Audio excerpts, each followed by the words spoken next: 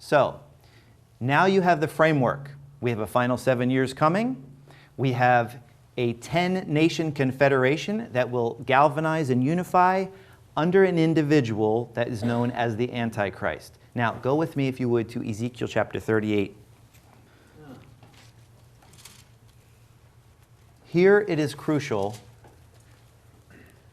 to be able to identify the Antichrist and who is the coalition of nations that are with him. Because this is very significant. If we can identify that the Antichrist is being spoken of here in Ezekiel chapter 38 in this prophecy, it tells us specifically who's coming with him to attack Israel at the end. We have a list of nations in Ezekiel chapter 38 that tells us.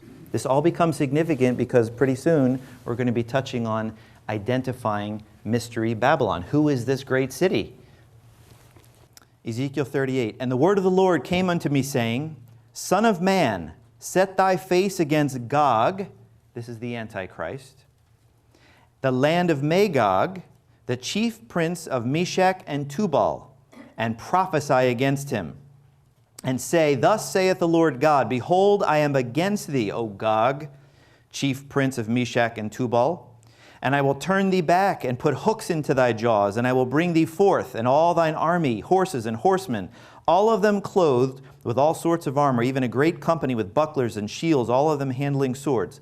Listen, Persia, Ethiopia, and Libya with them, all of them with shield and helmet. Gomer and all his bands, the house of Togarmah of the north quarters. Of the north quarters. It says, After many days thou shalt be visited. In the latter years thou shalt come into the land that is brought back from the sword and is gathered out of many people against the mountains of Israel. This is a description. This is a description of Gog, the Antichrist. The nations that are with him, that are aligned with him, that are part of that 10-nation confederation that he'll be ruling over. And it tells us that he will come up against the mountains of Israel to destroy the land of Israel, to dominate the Jewish people, everything that we're told that the Antichrist will do at the end of the age. This is a description of it right here. So, can we understand from what's being said in Ezekiel 38 who the main players are? Because this is significant. It's so important to understand. Gog, from the land of Magog, the chief prince of Meshech and Tubal. Now, through the years, there have been many who said, oh, this is talking about Russia. Because we have these words in here. He's the chief prince. In other passages, he's the chief prince of Rosh. Well, Rosh means head. But some people read Rosh and they said, oh, see, Rosh is Russia. And then they saw Meshech, and they said, oh, Meshech, Moscow. Just from the English words. These are tribal names from individuals who we know lived historically in the land of Turkey. Meshech, Tubal. And then it says Persia. Where is Persia? Iran. Ethiopia. Now, Ethiopia of then is Sudan of today. Okay, it's near the southern border of Egypt, Sudan. And Libya with them. Gomer and Togarmah, also in parts of Turkey. So here's what you have, and I need you to put on your geography hats, if you would. Think of Israel in the center. To the north and northeast. North is Turkey. Moving across, you have Iran. You have Syria. That whole region north of Israel, which is the hot spot today in the world. Those nations will all be aligned with Gog. And Gog is the head of them, most likely from the region of Assyria, the ancient Assyrian Empire, which would include parts of Turkey, parts of northern Syria, parts of northern Iraq. So the individual that will arise at the end, Gog, or the Antichrist, he will have a coalition of nations from that region, also included. Now go to the south of Israel, to the area of Egypt, and just to the west of Egypt is Libya. To the south of Egypt, Ethiopia, Sudan. So they will be converging together against the land of Israel. Now I want to ask you a question. Does that portend a Roman Antichrist? Are the nations described in Ezekiel chapter 38, and you can go more into 39, are they Western European? No. These are all Middle Eastern nations and all Islamic. All of them are Islamic nations. So, what we have is an identification of the nations, the people groups, that will be aligned with the Antichrist under his dominion, where they are from, and what they will do in that last 7-year period of human history. Now, go with me, if you would, back to the book of Revelation. I'm going to just read some of this. We have to read it because the descriptions are there. The best way to communicate it to you is really to read it together. Revelation 17, verse 1. And there came one of the 7 angels, which had the 7 vials, and talked with me, saying unto me, Come hither, I will show unto thee the judgment of the great whore that sitteth upon many waters. That, when it says upon many waters, what it really means is upon nations and peoples, with whom the kings of the earth have committed fornication, and the inhabitants of the earth have been made drunk with the wine of her fornication. So he carried me away in the spirit into the wilderness, and I saw a woman sit upon a scarlet-colored beast, full of names of blasphemy, having 7 heads and 10 horns. There's the 10 horns again. And the woman was arrayed in purple and scarlet color. Now, the beast, did you notice the color of the beast? The beast was scarlet. The woman was arrayed in purple and scarlet. These two go together.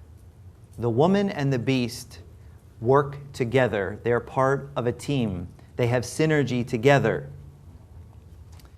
And decked with gold and precious stones and pearls, having a golden cup in her hand, full of abominations and filthiness of her fornication. And upon her forehead was a name written, Mystery, Babylon the Great, the mother of harlots and abominations of the earth. And I saw the woman drunken with the blood of the saints and with the blood of the martyrs of Jesus. And when I saw her, I wondered with great admiration, not because he was impressed by how beautiful, but the shock and the astonishment of what he saw. And the angel said unto me, Wherefore didst thou marvel? I will tell thee the mystery of the woman and of the beast that carrieth her, which hath the 7 heads and 10 horns. This is why I took you all the way back to Daniel 9, to Daniel 2, to Daniel 7, to Ezekiel. These two individuals, or these two go together, the woman and the beast. The woman, the harlot of Revelation 17, she rides the beast. In a certain sense, the beast carries her along. And who is the beast? It's 10-nation confederation of nations at the end. So this 10-nation confederation of nations under the Antichrist, the beast, is carrying her along. But she also rides the beast, and to a large degree, she has control over the beast, as a rider would on a horse. The two work together synergistically. So here's the point. If we can determine the beast identity, which we've just talked to, the 10 kings, Daniel chapter 2, you have the 10 toes in the vision of the Colossus. Daniel chapter 7, the 10 horns on the beast. Revelation 17, we're told that the 10 horns which thou sawest are 10 kings, which have received no kingdom as yet, but receive power as kings 1 hour with the beast, the individual, the Antichrist who rules over them. We have the identity from Ezekiel 38 of who the nations are. They're Islamic nations. Now, that identifies the beast, this 10-nation confederation of kings from the Middle East, all Islamic. If they work synergistically, and the beast carries the woman who's riding on top along, and the woman also rules over the beast, that should give us a very strong indicator of the identity of the woman who is riding upon the beast. Shake your heads if you understand what I'm saying. So if we're saying that the 10-nation confederation at the end of the age, under the Antichrist, if we're saying that those 10 nations are all from the Middle East and all Islamic, and the woman works synergistically with them, then they must have some kind of important connection. And I would submit to you that as you look at the beast, at the woman who rides the beast, that I would suggest to you that the identity of the woman is none other than Mecca in Arabia of today. Mecca in Arabia. Mecca is the fountainhead or source of the greatest perpetration of false religion on humanity that the world has ever known. The nations of the Middle East, and remember, this is a Jerusalem-centric, Israel-centric, Middle Eastern-centric book and series of prophecies.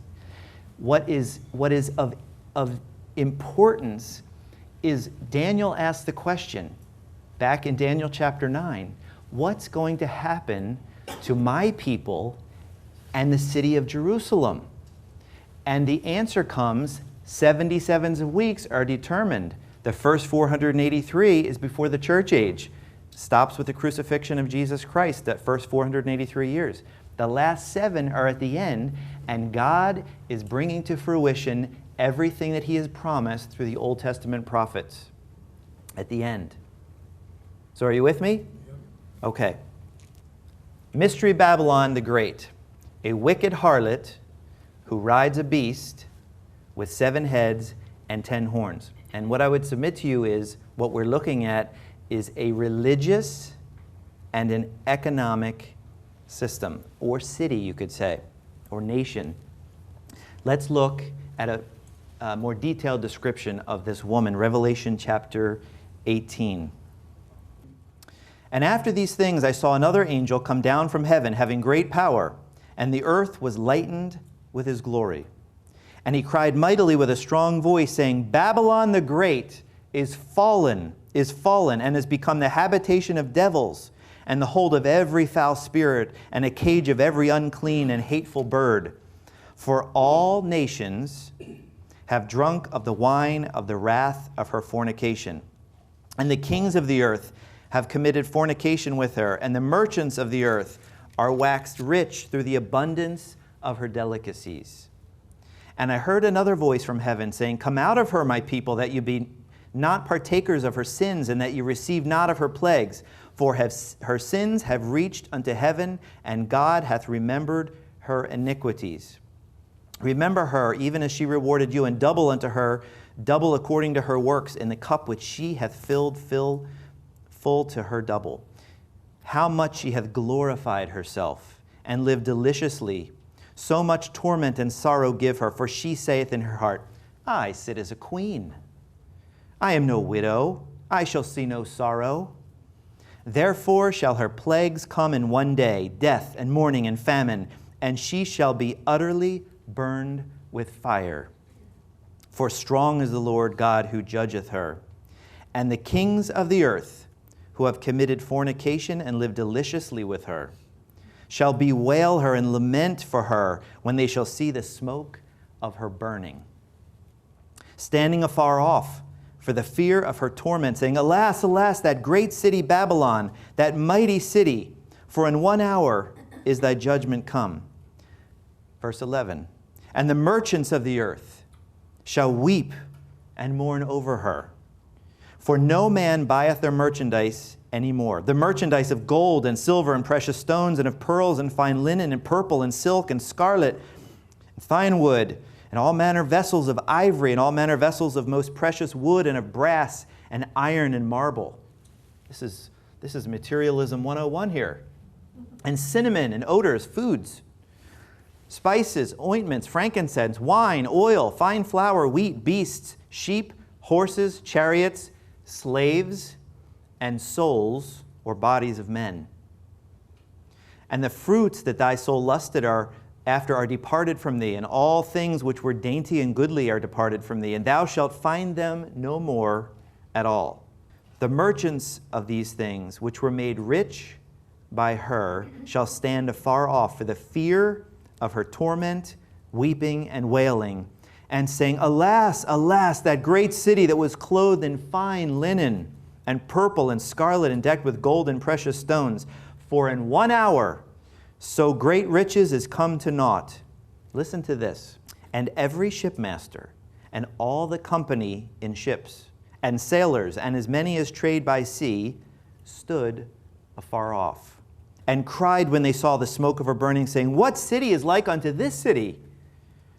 And they cast dust on their heads and cried, weeping and wailing, saying, Alas, alas, that great city, wherein were made rich all that had ships in the sea by reason of her costliness. For in 1 hour is she made desolate. Quite a description. And the first time, and the second time, and the 5th time, and the 10th time, and the 20th time I read this passage, my mind said, it's New York. It's New York. Yeah. And I reread it, and I reread it, and I said, it's New York. And I will submit to you that if this is the only passage that you focus on in trying to identify the last days' identity of mystery, Babylon the Great, the mother of harlots, you may end up in New York. And I would submit to you that you're on the wrong continent. Because the description, when you're talking about materialism and the ships and so much, you say, it's got to be New York. But I would submit to you, when you dig into the Old Testament passages and you remember that the Word of God, specifically these passages, are referring to Jerusalem and Israel and the Middle East, you cannot possibly come away with the idea that Mystery Babylon is New York City or Washington or London or Beijing or Shanghai or Istanbul.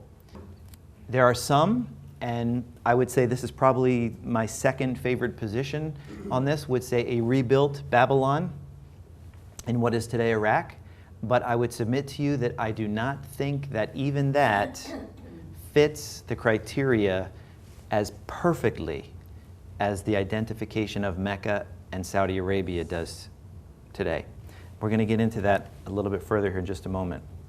So the woman who rides the beast, a counterfeit religious system of Islam, and I would also group in with that a financial and economic system as well, birthed and thriving in Arabia. So for a few moments, let's get into the geopolitical realm and let's take a look at what's going on in Saudi Arabia. You may be surprised. This is the Arabian Peninsula. At the southern end, which is right here, is the country of Yemen. Over here is the country of Oman. This is the Persian Gulf, right here. This is Iran, right over in here. This little peninsula right here is Qatar, Qatar. And I told you last week, by the way, that there's a very, very large natural gas deposit in the center of the Persian Gulf right here. And Qatar and Saudi Arabia share it with Iran. And both are trying to run natural gas pipelines through, you guessed it, Syria, right over in here. And both pipelines cross in that location. And that is one of the main reasons why you have so much going on, the fight, a proxy war that's taking place in Syria. And of course, Russia, way up to the north, also controls a large deposit of natural gas, and they're the ones that are sending most of the natural gas to Europe. This is the natural gas reserve. Iran wants to run their, this is kind of a little bit of a skewed map, but they want to run their pipeline up here and through Iraq, through northern Iraq, through Syria, over to Lebanon, and from there they may liquefy it and send it on ships across the Mediterranean to Europe. And then in Qatar, they also share. They want to come through Saudi Arabia and then through Jordan, and then again right through Syria. And they cross between two major cities of Damascus and Aleppo, which are in the news constantly. There were just chemical attacks there. There are lots of refugees coming out of there. It's a tragic situation. That is one of the main reasons. And that's why Russia swooped in, incidentally. You say, where did Russia come into all of this? Well, Russia already had a warm water port in Syria. But Russia is also a major supplier of natural gas to Europe. So Russia didn't like the idea of two competing natural gas pipelines, one from Iran and one from Qatar, going through Syria and off to Europe, which would cut into its monopoly on supplying natural gas to Europe. So that's kind of a side note. But I want to call your attention here to the geography. Sometimes Arabia is called the desert of the seas. And there's actually an Old Testament passage, which I'll point out to you in a few moments, the desert of the seas. You can see this huge desert area. Of course, Israel is right up in here. You can see a small rift. This is the Sea of Galilee that comes down the Jordan River to the Dead Sea. And then you have the Sinai Peninsula right here. And then this is the Red Sea here. It comes down and it drains into this area, the Arabian Sea. Of course, the Persian Gulf over here where all the oil is. Comes through the Straits of Hormuz right here and then out as well. Arabia is uniquely positioned in the world. It's a giant sandbox though. And what's amazing is from a giant sandbox, in the 1930s, oil is discovered. And it completely transformed what looked like a wasteland into something that is going to amaze you when I show you some of the things that are going on in Saudi Arabia today. So I just wanted to give you a little bit of the lay of the land, and later we'll point out to you Mecca is in this area. The capital city of Riyadh is located right here. You see this impression in the center. Riyadh is right in that area. But most of what we're going to be focused on is over here on the coast of the Red Sea. This is called the Kaaba, K-A-A-B-A. How many of you are familiar with it? Just a few of you. How many of you have seen it before in pictures? Okay, so a lot of you have never seen it. This is in Mecca. Just to give you an idea, this is the center religious focal point of Islam worldwide. This is where they pray to in Mecca, the Kaaba. It is a black building or box which actually is covered with a black fabric and gold filigree around it, which speaks of Allah and how great He is in some of the wording that you see around it. But this is in the center and next to the largest mosque in the world, and this is in the central part of Mecca in Saudi Arabia. This is where millions and millions of Muslims throughout the world will come to worship. It is one of the 5 pillars of Islam that one time, at least one time in your life, as a good Muslim, you'll make a trip called Hajj, H-A-J-J. You will come to this area, and there's a series of things you must do when you come to visit this central location called the Kaaba in the center of Mecca. This is the largest religious cult on the face of the earth, with hundreds and hundreds of millions of adherents, a false religious center.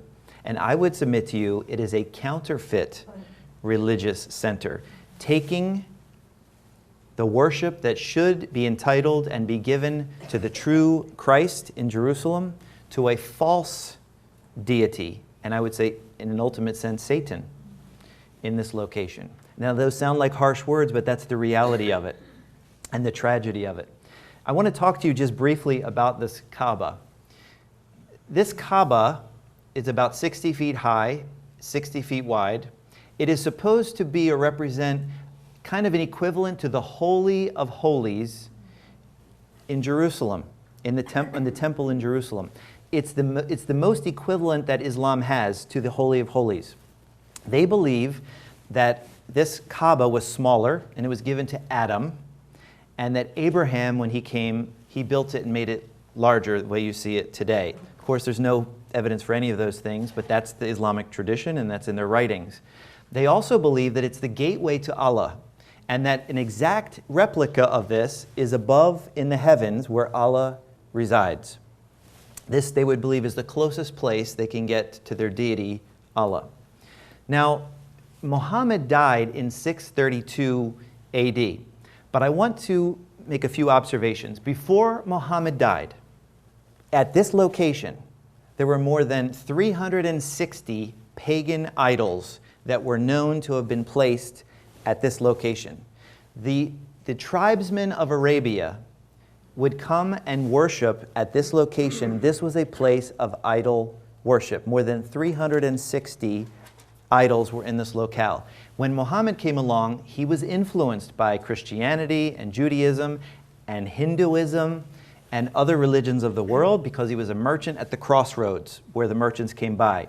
He put together his own religious system, And he decided that he wanted to have one God, and he called him Allah. That was his God.